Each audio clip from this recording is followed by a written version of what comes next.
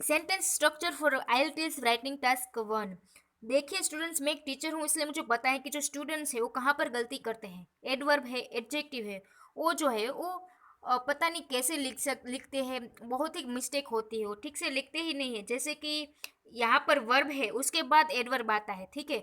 तो स्टूडेंट्स क्या करते हैं, एडवर्ब पहले लगा देते हैं, इसीलिए उसके 5.5 बैंड ही रह जाते हैं।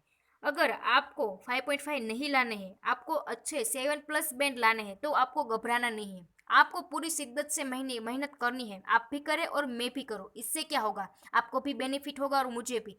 मैं आपको पूरा 100% दूंगी। जैसे यहाँ पर मैंने एक इंस्टाग्राम पे मेरा अकाउंट बनाया है, IELTS टिप्स एंड ट्रिक्स। वहाँ पर आप मुझे IELTS के रिलेटेड कोई भी क्वेरी है और आपको राइटिंग टास्क 1 और राइटिंग टास्क 2 में ऐसे करेक्शन करवाना है, तो आप मुझे फ्री में मैं आपको कर दूंगी। आप मुझे सिर्फ सेंड कर दीजिएगा। मैं आपको बताऊंगी कि क्या क्या मिस्टेक है और कैसे सेंटेंस लिखे जाते हैं। आपको घबराना नहीं है। अब आपको 5.5 नहीं लाना है, आपको लाना है 7+ बैंड। आपको घबराना नहीं है, ठीक है स्टूडेंट्स। आपको पूरी मेहनत करनी होगी। अगर आप मेहनत करेंगे तो ही आपके बैंड आने वाले हैं, क्योंकि कोई फालतू थिंग्स लिख के और जैसे तैसे राइटिंग लिख कर आने से आपके कोई बैंड नहीं आने वाले। मैं आपके साथ हूँ और आप भी बने रहिए इस चैनल के साथ। मैं आपको सिखाऊंगी छोटी छोटी बातें कि कैसे हम राइटिंग टास्क में अच्छे बैंड लाएंगे। अब तो 5.5 नहीं आएंगे, प्रॉमिस करती हूँ मैं आपसे। तो चलिए मैं आपको सबसे पहले सिखाती हूँ कि राइटिंग टास्क में बहुत ज़्यादा गलती कहाँ करते हैं, तो कैसे आप पूरा सेंटेंस लिख सकते हैं। ठीक है स्टूडेंट्स, तो चलिए स्टार्ट करते हैं। सबसे पहले स्टूडेंट्स नाउन आएगा अगर हमें एक सेंटेंस लिखना है।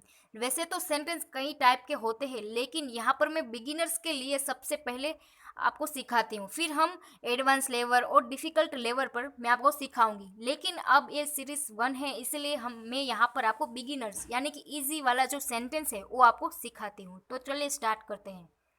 नाउन के बाद वर्ब आएगा और उसके बाद एडवर्ब आएगा, उसके बाद percentage, then preposition plus date.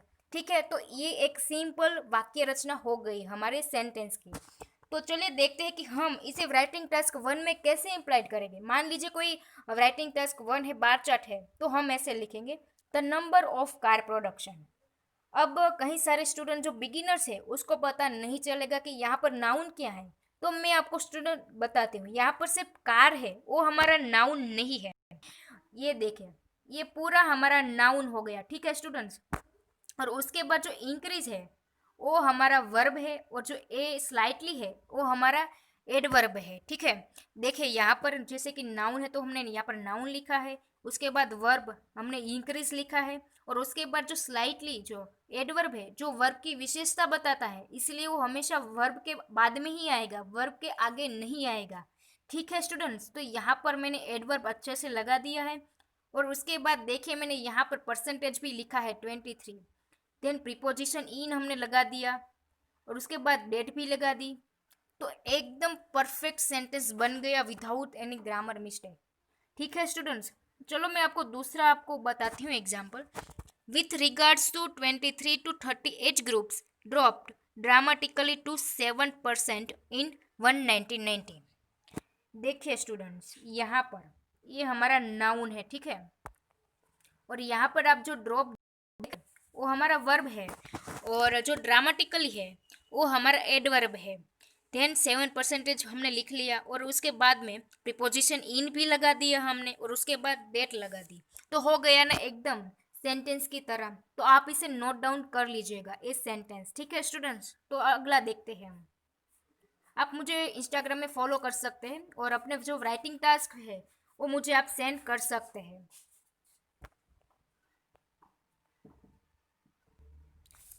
तो चलिए दूसरा देखते हैं। Noun plus fluctuate plus adverb plus percentage plus between, यहाँ पर डेट आएगी, टू डेट आएगी। ठीक है स्टूडेंट्स, जब भी कोई टू डेट है और फ्लक्चुएट होता है, अगर आप ये सोच रहे हो कि फ्लक्चुएट किसे कहते हैं, तो मैं आपको सिखाती हूँ। देखिए फ्लक्चुएट इसे कहते हैं, ये जो एरा है इसे फ्लक्चुएट हम कहते हैं। ठीक है, ऐसे ऐसे होते हैं ना, उसे फ्लक्चुएट कहते हैं। अगर हमें कुछ ऐसा मिले, ऐसा नहीं है कि सिर्फ लाइन ग्राफ में ही यूज़ करेंगे, हम बार चार्ट में भी यूज़ करेंगे। जैसे कि आपको पता है कि जब भी हम बार चार्ट देखते हैं तब पता है फ्लक्चुएट होता है, बार चार्ट एकदम स्टेबल नहीं होता है, तब हम फ्लक्चुएट का स्ट्रक्चर जो है यूज़ कर सकते हैं। ठीक है स्टूडेंट्स, तो यहाँ देखिए in terms of car sales, ये हमारा नाउन है और उसके बाद हमने यहाँ पर फ्लक्चुएट लगाया है और उसके बाद जो एडवर्ब स्लाइटली है वो भी हमने अच्छे से लगा दिया है। और यहाँ पर देखिए परसेंटेज है यहाँ पर, तो वो भी हमने यहाँ पर परसेंटेज लिख दिया है। और बिटवीन 1998 और 2000, देखिए आप कितना अच्छा sentence without any grammar mistake हो गया। तो आपको ये जो सेंटेंस है वो आपको याद रखने हैं और otherwise you can practice it. और आप मुझे एक काम करें, आप जो है ये सेंटेंस आप स्ट्रक्चर सॉरी लिख लीजिए अपनी बुक में और उसके जो प्रैक्टिस करके आप मुझे मेरे इंस्टाग्राम अकाउंट जो IELTS टिप्स एंड ट्रिक्स है उस पर आप मुझे सेंड कर। ठीक है स्टूडेंट्स, आज के टाइम में क्या है ना कि कंपटीशन बहुत ही बढ़ गया है, इसलिए आपको भी प्रैक्टिस करनी होगी, हार्डवर्क करना होगा, तभी अच्छे बेंच स्कोर मिलेंगे।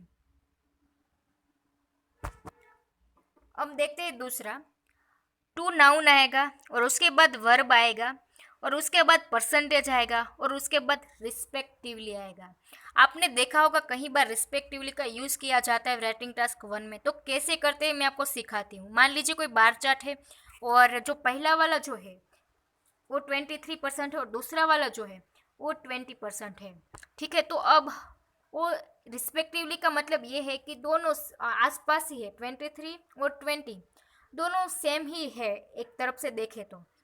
मान लीजिए ये ब्रीडिंग है और दूसरा वाला फार्मिंग है, तो हम ऐसे लिखेंगे breeding and farming reach 23% and 20% respectively. ये हमारा बैंड 9 सेंटेंस स्ट्रक्चर बन गया स्टूडेंट्स। आई होप कि आपको अंडरस्टैंड आ रही है कि जब भी जो ये नंबर्स है वो बहुत ही क्लोज है, जैसे कि 23 और 20 बहुत ज़्यादा डिफरेंस नहीं होगा, तब हम रिस्पेक्टिवली का यूज़ करेंगे। जब भी दो नाउन होगा तब। ठीक है स्टूडेंट्स, आप ये अपनी नोट डाउन में लिखते जाइए। ठीक है, देखते हैं अब दूसरा। अबव लिखेंगे जो एक प्रीपोजिशन है, उसके बाद आएगा परसेंटेज, प्लस आएगा was, plus spent by, plus noun which, was plus adverb plus more than plus noun plus who plus spent plus percentage. देखिए ये मैंने यहाँ पर आपको एक एग्जाम्पल के तरह मैं यहाँ पर डिफ़िकल्ट जो सेंटेंस स्ट्रक्चर है मैंने आपको बताया है कि आप ऐसे डिफ़िकल्ट सेंटेंस स्ट्रक्चर कैसे लिख सकते हैं और 9 बैंड अचीव कर सकते हैं राइटिंग टास्क 1 में। जो कि आप बिगिनर्स है, इसलिए आपको थोड़ी दिक्कत आएगी कि मैम ये मुझे तो याद नहीं रह रहा है, तो आप टेंशन मत लीजिएगा। अगर आप प्रैक्टिस करेंगे पूरी शिद्दत से तो आपको 100% याद होगा, याद रहेगा। तो कैसे याद रहेगा, तो चलिए मैं आपको सिखाती हूँ। मान लीजिएगा कि कोई बार चार्ट है, ठीक है। अब हमें उसको डिस्क्राइब करना है, लेकिन हमें डालना है कॉम्प्लेक्स स्ट्रक्चर और हमें बैंड 9 सेंटेंस स्ट्रक्चर लिखना है। तो हम कैसे लिखेंगे, तो ये जो है वो बैंड 9 सेंटेंस स्ट्रक्चर है, आपको याद रखना होगा स्टूडेंट्स। तो चलिए मैं सिखाती हूँ। मान लीजिए कि हमने यहाँ पर अबोव लिखा, जो एक प्रीपोजिशन है, अबोव 23%, यानी कि 23% के स्लाइड ऊपर was spent by Australian residents, which was slightly more than that Americans who spent just 20%। अब देखिए स्टूडेंट्स, यहाँ पर मैंने रिलेटिव प्रोनाउन का यूज़ किया है, वो जिसका वीडियो मेरे चैनल पर अवेलेबल है। अगर आपको पता नहीं है कि कैसे रिलेटिव प्रोनाउन का यूज़ करें तो आप वहाँ से चेक कर सकते हैं। ठीक है स्टूडेंट्स, जैसे कि ये सेंटेंस है उसी तरह से हमने ये जो स्ट्रक्चर है वो लिखा है।